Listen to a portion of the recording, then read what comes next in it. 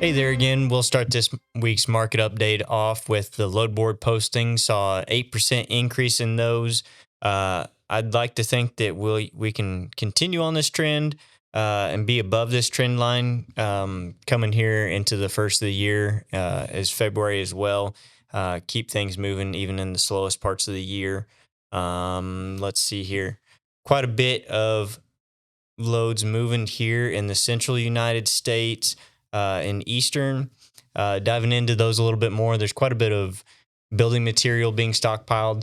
There's lots of talk in the economic sphere of companies and manufacturers stockpiling raw products in advance of possible Trump tariffs from China, Canada, and Mexico as well.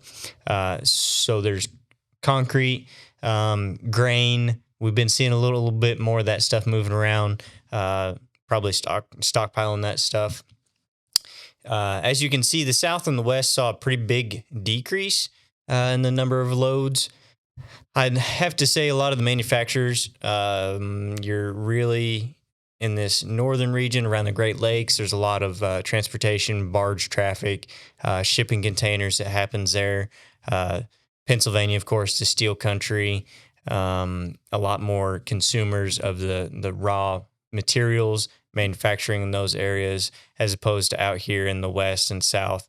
Not a whole lot of people out there, not a lot of manufacturing going on at the moment. So we'll continue on to a little bit more in depth on each state to state. As far as origins go, Tennessee dropped a little bit, dropped off. Or increased a little bit. Idaho, Utah, California, Iowa, and Pennsylvania all saw a pretty big decrease in the number of loads recently. As you can see out west, those states I've circled, that's the big drop off that you saw on the last slide. Pennsylvania has been actually quite a bit of loads here recently going in and out. So there's a slight decrease there. We'll see what happens with that if the stockpiling of products increases those numbers. But the central United States, even with Iowa dropping down a little bit, saw a pretty big increase in loads. We'll continue on here. Diesel prices. I was talking with the office earlier today. This is what I think will really make a big difference in the coming year. Say Trump introduces some drilling. If we can get this number down into the 250 range for the diesel prices across the United States, I'll say that we'll have another year of record carrier authorities created. I don't foresee rates, honestly, going up or down a whole heck of a lot. I'd say they'd be pretty consistent for the products. But if we can drop down on the input costs, I think we'll see quite a few people enter the market, both general freight and bulk commodities. We saw a slight increase across the board for fuel prices over last week, but as you can see, we're still lower than last year. So good news, but I think there's more good news to come on that front for the carriers already in that sphere. I think you'll see an increase in margins if you're keeping up with those brokers and relationships.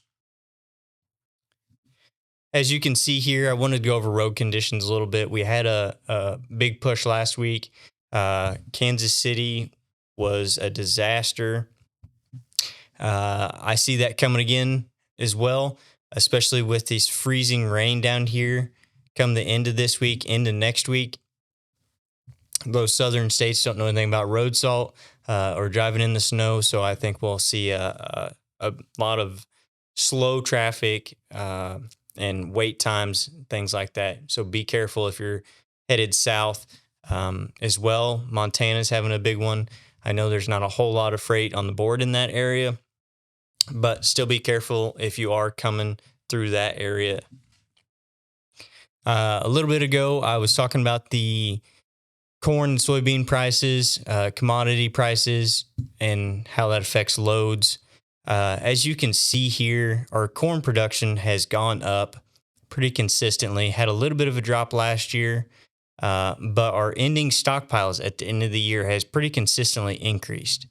If you look at the graph on the right side here, it is actually the inverse of the ending stock numbers. So throughout the year, if the prices are consistently lower, you're going to have guys holding on to that corn more.